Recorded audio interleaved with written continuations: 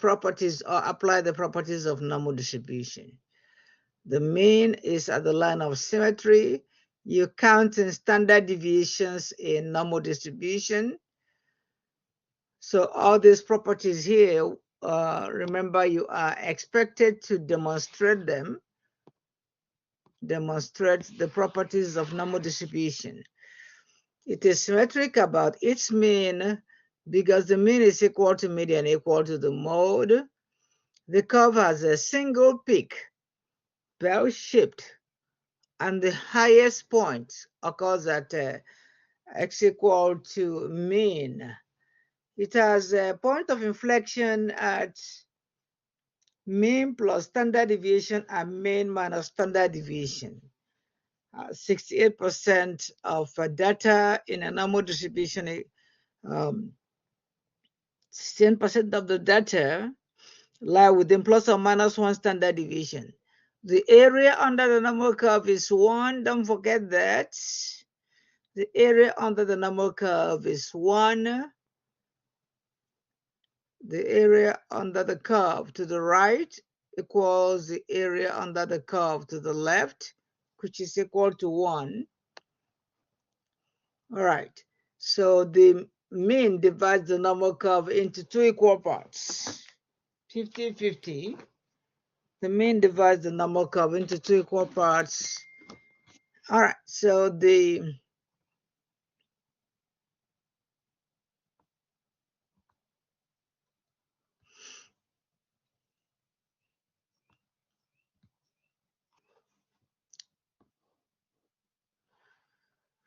as x is increasing to the right, the area under the normal curve decreases. Okay, so we use empirical rule. Remember, we use empirical rule to state that 68, 95, 99.7. You want to remember what they are. We have already talked about them. You could be told to use this data here. All you need is put the data in L1, draw a histogram. So this is still talking about normal distribution. The probability that a randomly selected individual from the population will have the characteristics described below. The weight of giraffe are approximately normally distributed with mean is equal to that and the standard deviation equal to that. Draw a normal curve with the parameters labeled. Shade the area under the normal curve. To the left, we want to find the area. When you're given the area inside the normal curve, the percentile. When you're given the area, can you find the z-score? I'm doing example number 1. Example number 1. If you are given the percentile, can you find the z-score? That's what we're talking about today. So if you look at this number here, number 1, you are given area inside the normal curve. You are given that the area inside the normal curve is, let's draw a normal curve. And given that the area under the normal curve is 0.3594. Because it's not up to 0.5, we already know that this area is on the left-hand side. This area is on the left-hand side of the normal curve. And it is going to the left, so it is from negative infinity to, so this is 0.3594. So the question is asking us to find the z-score corresponding to, what is the z-score corresponding to this area?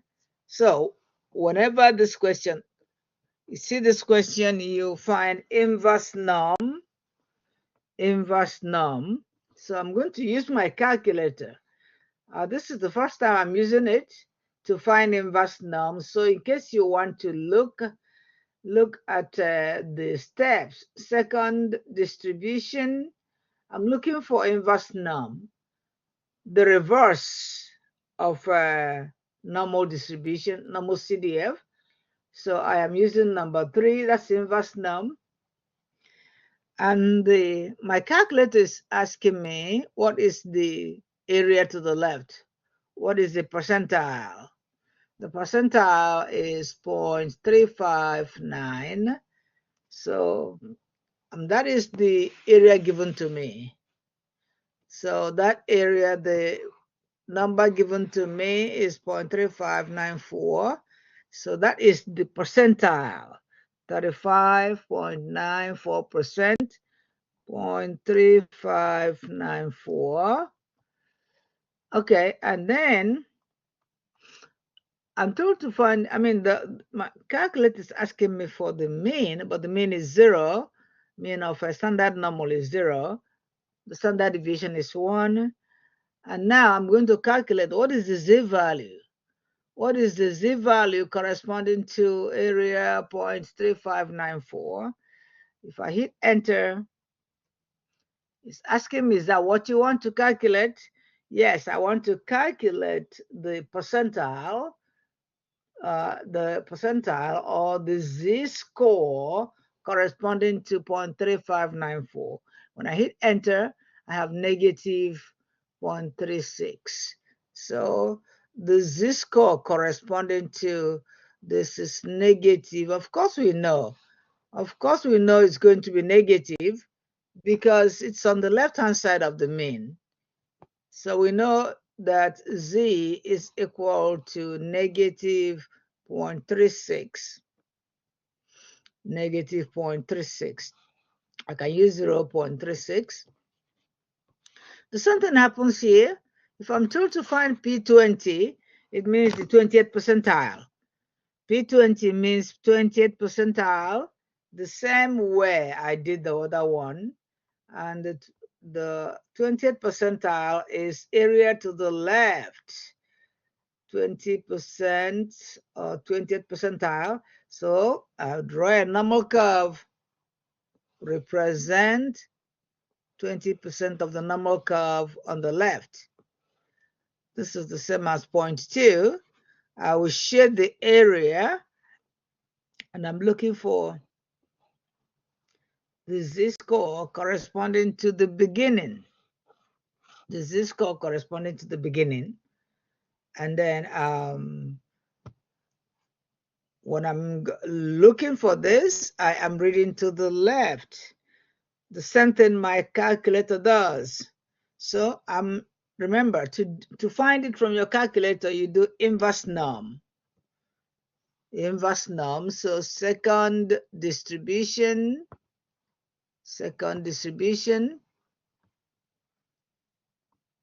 or second verse, select number 3, and then 0.2, that is 20%. The mean is 0, standard deviation is 1, and I'm going to paste.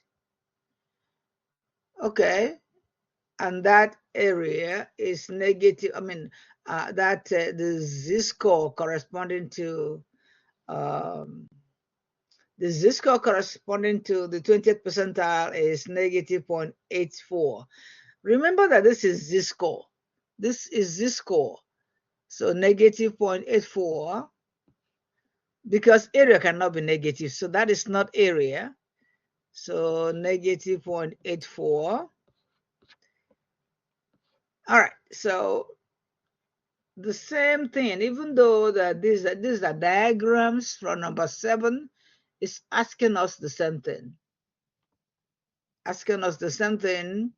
Find the z-score that corresponds to 0.2776. So you just write inverse num.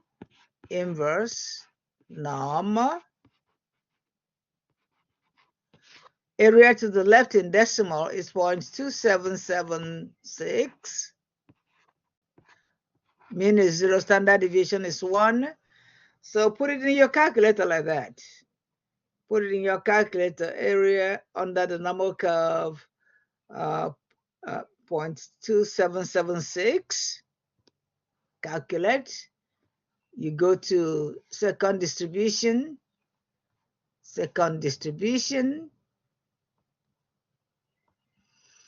Number 3, and then the question is find the z-score corresponding to 0.2776, so 0.2776,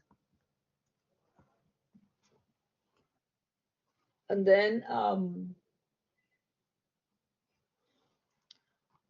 the mean of a normal distribution is 0, standard deviation is 1,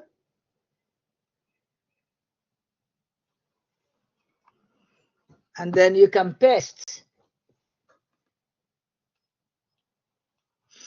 Okay, so the mean is 0, standard deviation is 1, you calculate, and then the z-score.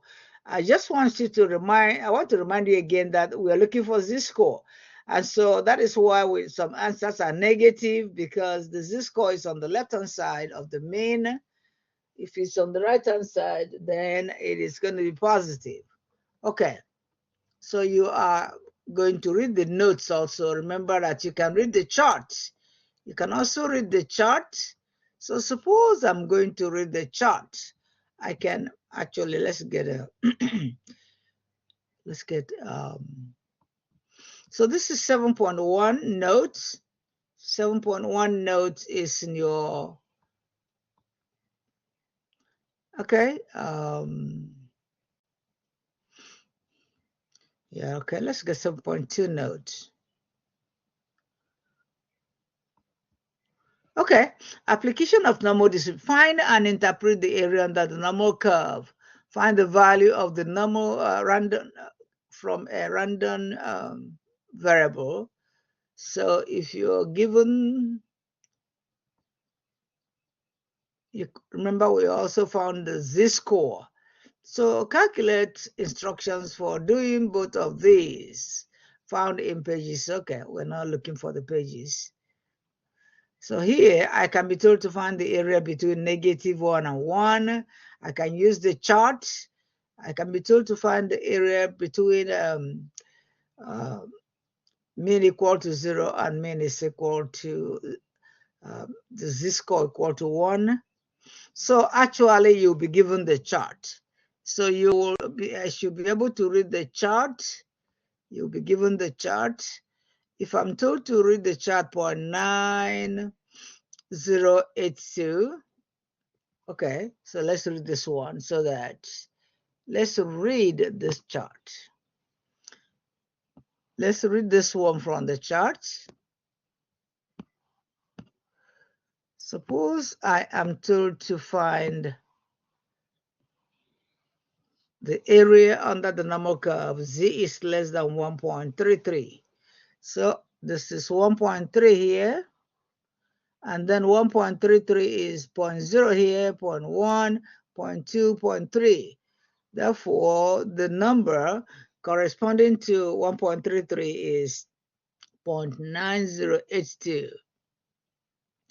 The number corresponding to 1.33 is 0.9082. Okay. Okay, and then you could be told to find the z value. So when you're given z value, you find the area. When you're given the area, you find the z value. If you're looking for z value, you use area to find it. If you're finding if you're given the area, you find the z value. Okay.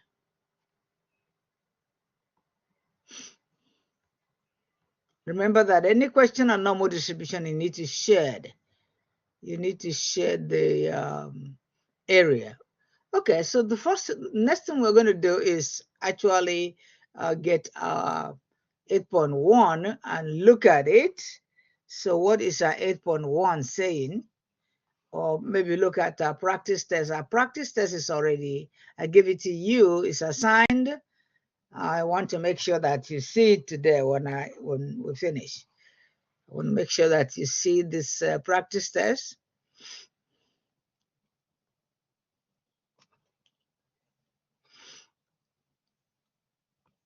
Okay, so we're going to look for questions that look like this in our Let's look for questions that we can see that looks like this in a practice test. Okay, this is a practice test, unit 3 practice test, which is already in Blackboard.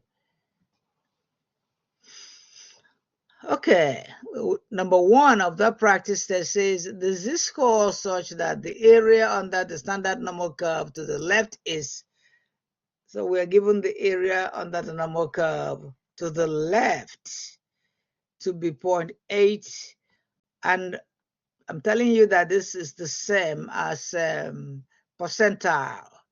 So if you try to draw this area, if you're told to draw this, even if you're not told to draw it, you still have to draw it anyway. If you're not told to draw it, you still have to draw it. So I'm going to draw the diagram for number 1. In this practice test 3, so I'm going to draw a normal curve. And 0.89 is greater than 0.5. So this line is at the right-hand side of the mean. And I'm told to find the z value, find the z-score corresponding to this value. This is 0.89. Okay, so what I'm going to do is get my calculator as usual. Get my calculator, turn it on, and I'm going to clear what is in the screen. And then second distribution, and I have inverse norm. It's inverse norm because I'm given the area. I'm given the area and I'm told to find the z value. So 0.89. And now the mean of a normal distribution is 0, standard deviation is 1. So I will paste. And it's asking me, is that what you need? Do you want to find the z-score corresponding to 89th percentile? Because that's what it means. The z-score corresponding to 89th percentile is, okay, therefore that z value is 1.22 to 4 decimal places is 1.2265. 1.2265. 1.2265. See, it is not negative. It is not supposed to be negative because this value, the 89th percentile, is on the right-hand side of the mean. Therefore, it is not negative. The 89th percentile is on the right-hand side of the mean. Okay, so the next one we are going to do is, suppose we are told to do it by hand, actually by chart, so I can read the chart. So I'm going to pull up the chart so I can read the chart. I'm going to pull up the chart. So I want to find that area using a chart. I'm not using calculator this time. I'm using the normal distribution chart. Remember, I'm doing Z, so I am going to the Z chart.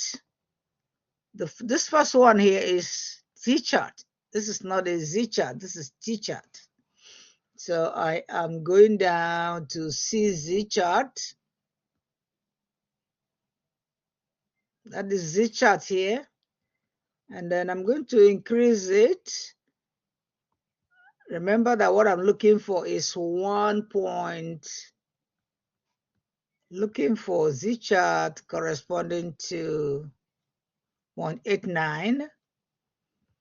Okay, the Z value corresponding to 0.89. So I want us to see here. I'm going to get my, so looking for that Z corresponding to 1.89 or 0.89. So right here I see that Okay, so 0.89, 0.89. If I look at 1.2, I will see that this is approximately 0.89 right here. And so I will draw a line on the left, a line on the left to meet that 0.89, and also draw a line from the right, the intersection of the two lines. The intersection of the two lines is see, I have got the number 0.89 approximately. Therefore, the z value is 1.2. So we'll just look at it. 0, 1, 2, 3, 1.23. Approximately 1.23 is the z value. 1.23 is the z value. Okay, so this is our practice test 3. This is our practice test 3. Okay, and so in this unit 3, we will have questions on discrete probability distribution. We have questions on binomial distribution. We have questions on normal distribution. Okay, so we will also be told to find, look at number 4, determine the area under the standard normal curve. So this time we are told to find the area. Find the area under the standard normal curve. When z is, remember this question says area to the left. If it says area to the left, it means you have to find the area to the left. If it says area to the left, see, all of them are area to the left in this number 4. And all you need to do is use your, okay, when the question says area to the left, you already know that you have to draw a normal curve, area to the left. Okay, and the question says starting from 0.39. 0.39 is positive, so somewhere here, and it says area to the left. So what it means, at this point I have negative 1/8 to the power 99, and the z value here is 0.39. Okay, so what I have to do is, remember we did this before, we are actually going over what we have done because it's in unit 3. So normal CDF, normal cumulative density function, the lower bound describe the distribution of sample means when it's a normal population, distribution of sample means when it's a non-normal population. So we have to be very careful to know when it is normal.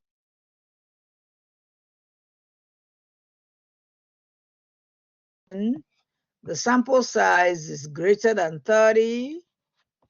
Population standard deviation is known. When it's a normal population. When it's a non-normal population, the sample size is less than 30. The population standard deviation is unknown. Unknown. The two data are taken from a simple random sample. So if the sample size is less than 30 and the population standard deviation is not known, we say it's a non-normal population. And if it's a non-normal population, we shall use T distribution. T distribution. If it is a normal population, we shall use, if it's a normal population, then we shall use Z distribution. Okay, so I am starting this on time so that we need the whole of next class to do it. Okay, so we call it sampling distribution also.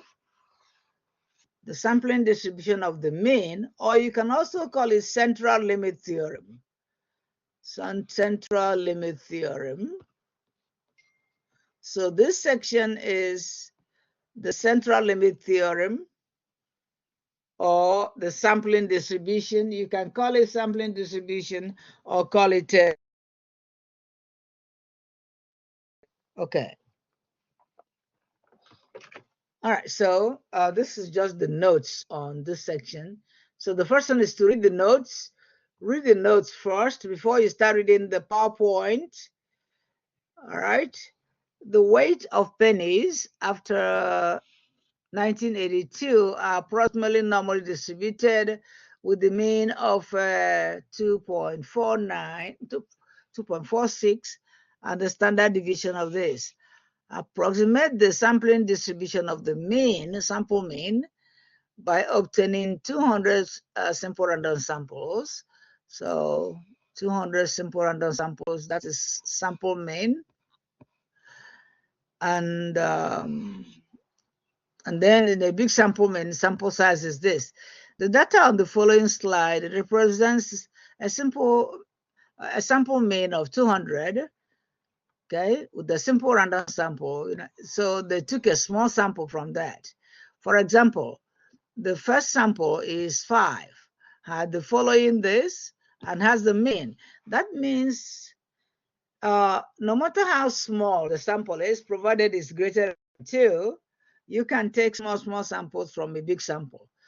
Anyway, the important thing is that the central limit theory says, this is the key, this is the cream of central limit theorem. The central limit theorem, CLT, says that no matter how the original data is, even if the original data is skewed right, or the original data is normally distributed, or the original data is skewed left, if you get small samples from here called A, or small samples from B here called B, or small samples from here called C, the density curve you will make from those small samples are going to be normally distributed. So let's say that after getting those small samples, I made a density curve or drew a histogram. When I draw that histogram, the histogram will be bell-shaped. The histogram of the mean of means must be normally distributed or bell-shaped. The histogram of the mean of means, or the histogram of will be normally distributed. Even if I got it from A, which is skewed right, or I got it from B, which is normally distributed, or I got it from C, which is skewed left. That is what the central limit theorem said. And it's also said that if I'm going to clean a little bit of this so that I can demonstrate what I was trying to say here. All right. So now the density curve of a central limit theorem must be normally distributed. The density curve of any mean of means or central limit theorem must be normally distributed, where the mean of the density curve, we call it mu x bar, is equal to the mean of the original data, mean of the random variable. Notice the difference between this. This is mu x bar. Why? Because this is the distribution of means. So the mean of the distribution of means is equal to the mean of the original data. Okay. The mean of the distribution of means. In this case, let's look at this question again. In this case, the mean is the mean of the original data. Let's see what it is. Let's see what that mean is. Okay, did they give us the mean? Okay. So the mean of the original data, according to what they gave us here, is 2.46. 2.46. So the mean here will be 2.46. And the mean here will be 2.46 also. They are equal, despite the fact that this is central limit theorem. The mean of the central limit theorem data are equal. The standard deviation of the central limit theorem, which is standard deviation x bar, you can rewrite it this way. It's called standard error. So it's the same as the standard deviation of the original data divided by square root of sample size. The standard deviation of the mean of means or the central limit theorem is called the standard error. Same as standard deviation of the original data divided by square root. Okay. And then the mean z-score of the original data is x minus mean over standard deviation. Okay, but the z-score of central limit theorem, the z-score of central limit theorem is actually zx bar is equal to x bar minus mean of the central limit theorem all over standard error. Standard error is the standard deviation of the central limit theorem. So this is for z-score of central limit theorem. This is the formula for z-score of central limit theorem. Formula for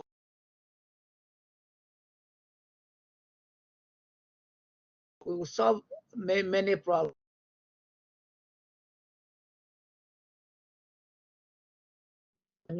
on central limit theorem, so that make sure I clear the confusion. So this is where they demonstrated it. They found 200 samples and found the mean of each sample. And when you finish, the mean of the distribution of means here will be approximately equal to the mean of the original data. The mean of the distribution of means will be approximately equal to the mean of the original data. Okay, so the mean of 200 is equal to that. So we no matter how, it doesn't really matter whether it is skewed right or skewed left or normally distributed, the mean of the central limit theorem is the mean of central limit theorem is equal to the mean of the original data. But the standard deviation of central limit theorem, standard error, is equal to standard deviation of the original data divided by square root of sample size.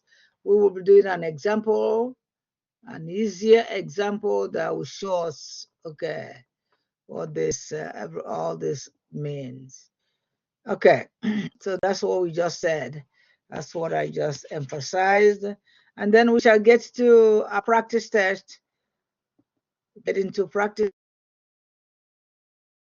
and solve problems on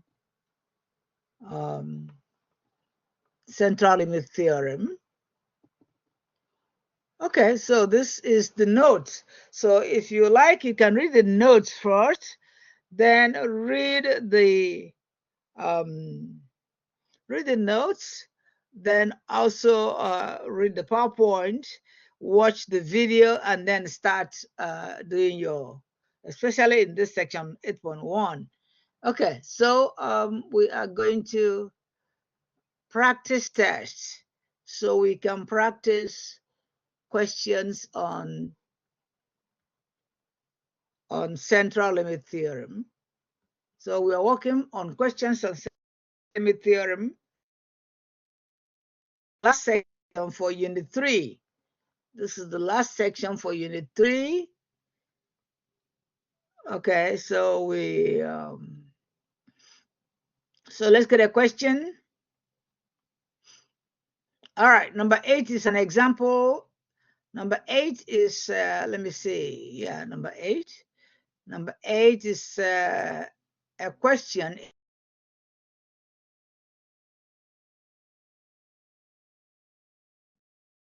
For a reason, I'm actually going to copy it on a whiteboard.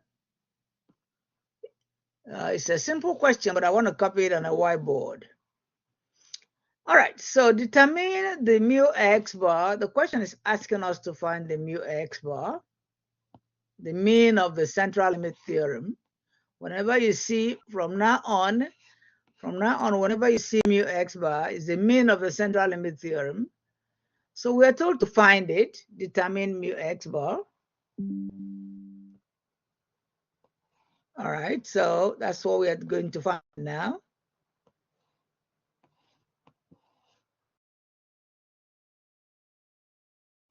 Okay. So I'm getting, let me get this, let me clear this out.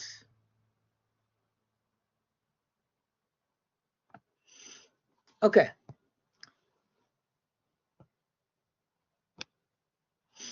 Okay, so mu x bar is what I am asked to find.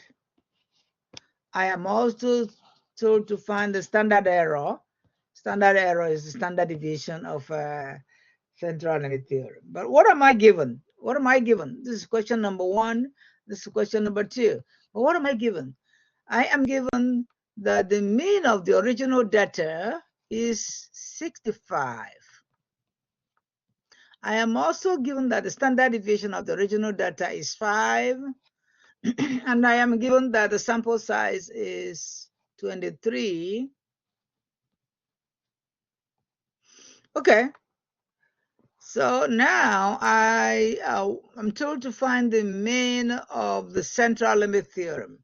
The mean of the central limit theorem is the same as the mean of the original data. That's what the theorem said. The theorem said that in the mean of the original data is equal to the mean of central limit theorem. Okay, so the mean of the original data is equal, which means mu x bar is 65. So mu x bar is 65. And now, so they gave me the standard deviation of the original data and they gave me the sample size as 23. Therefore, I can now determine the standard error. The standard error is the standard deviation of the original data divided by square root of sample size. And this implies that I'll plug in what I'm given. I'll plug in 5 for standard deviation, and I'll plug in 22 for 23 for the sample size. So all I need to do at this point is get my calculator and simplify. When I simplify, I'll get the value of the standard error. Remember, the standard error is the standard deviation of central limit theorem. And the central limit theorem is called the mean of means. The mean of means. Okay, so I'm going to divide 5 divided by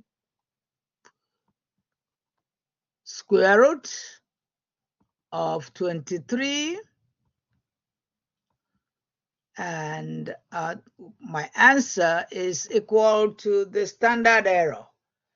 Therefore, the standard error is 1.043. Approximately, standard error is 1.043. Approximately. Standard error is 1.043 approximately. All right, so you see that the standard error is always smaller. You can see that the standard error is always